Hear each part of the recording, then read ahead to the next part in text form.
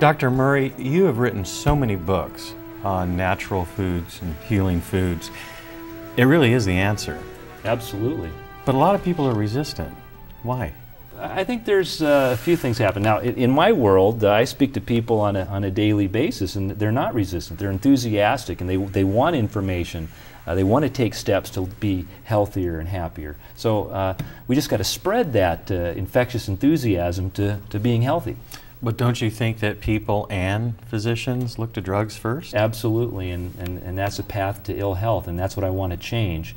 We should be using drugs as a last resort, not as a first option. And if you read the medical literature on many of these common health conditions, like high blood pressure is a great example, it'll advise physicians to use diet therapy first, but rarely does that happen. It takes a lot longer than 3 minutes to get people aware and informed on what they need to do to change their diet and lifestyle to bring their blood pressure down. A lot of people think that drugs are safe and that dietary supplements are not. Why is that? I think there's this kind of built-in bias, and you know, we're influenced by what we read, what we see on TV, and you know, what we're told by others, and there's this inherent bias against these natural approaches, even if there's tremendous support in the medical literature for them, and it doesn't make any sense, Richard, but we have to you know, call a pink elephant. There's definitely a bias against these natural approaches, and it doesn't make any sense.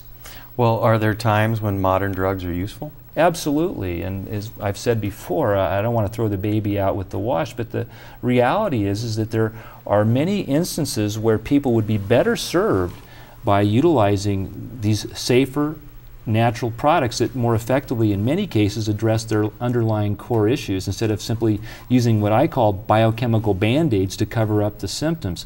Symptom relief alone is a path to bad medicine, and that's what we're stuck in right now. We're stuck in taking a pill instead of trying to understand what the body is telling us. And when we rely on that pill alone without making the necessary changes in our attitude, in our lifestyle, in our diet, and giving the body the tools it needs, it's a stage set up for disaster. Well, you talk about in your last chapter how to get well. Mm-hmm. Let's go there a little bit. You know, being healthy is our natural state. I like this quote I use from Thoreau. Nature is doing her best each moment to make us well.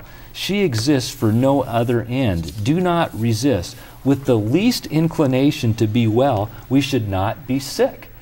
Isn't that great? Well, you know, so there are some fundamental things that I look at to help people achieve a higher level of health. In this chapter, I outline 7 steps to being healthy. And number one is one that I think is very important and one that is not talked about enough in conventional medical circles. And that is, I believe that it's absolutely essential to make a spiritual connection. Now, it may be uncomfortable for physicians to talk to their patients about this, but it's very important, I think, for not only a person's health, but for their life, to realize that there is a power greater than themselves, and they can utilize that power to fuel their life to be better in every way, including their health. You talked about people meditating. Yeah, we know now, based upon good scientific research, that we are influenced by our thoughts and our prayers. Every thought, every emotion that we experience in our life is making an impression on our subconscious mind. The quality of those impressions go a long way in determining the quality of our lives. It's not just about being healthier, it's about improving the quality of our life. Step number 2 in my book is about developing a positive mental attitude. That's been shown to have tremendous influence on how our body functions. It's not just that it makes us feel better, it makes every cell in our body work better. That's that idea of interconnectedness. And these are things that we can influence. We can influence the way our body works by our focus and what we're communicating to our subconscious mind. Since we're going down the list, what is number 3? Number 3 is focus on establishing positive relationships. If we look at longevity studies, we see that people that are involved in fulfilling relationships live longer. They're healthier, they're happier. They suffer less morbidity, less illness. So learning how to be involved in a positive relationship is something that we all need to practice and continually work on. And you know, our relationships in many cases are our greatest source of pleasure in life. They're also, for many people, the greatest source of stress.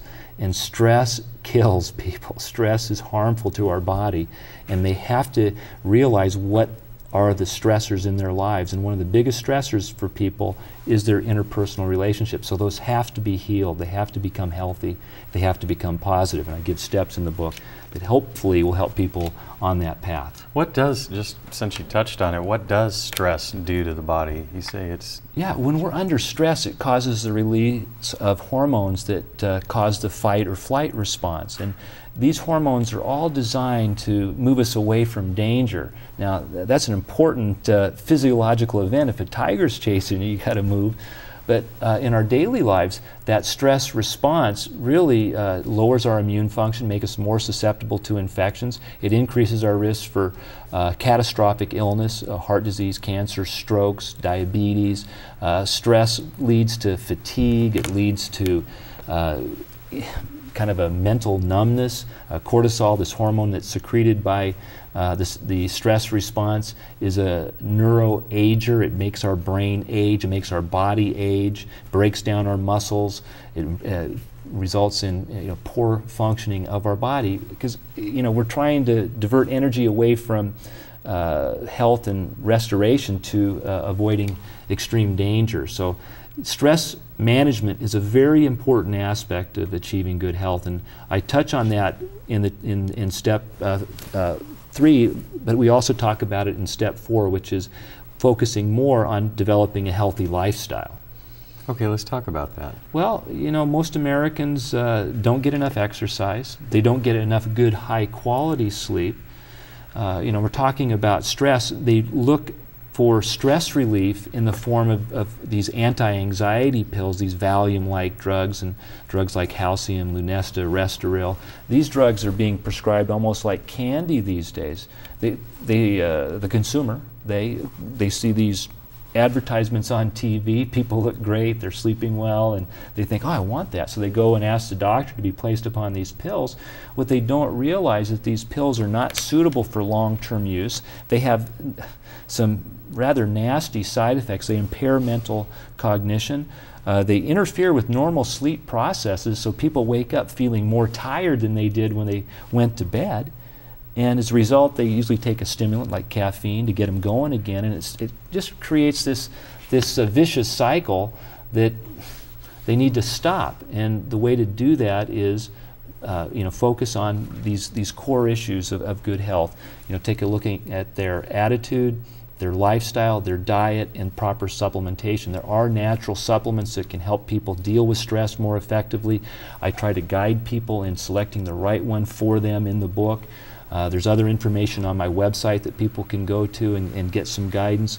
But the bottom line is we got to move people away from these very dangerous drugs. These drugs, I think people are confused. They come with a warning. It says, do not operate heavy machinery. Yeah. So they think, oh, I better not drive the backhoe today. But they don't realize that what the drug should say is do not drive.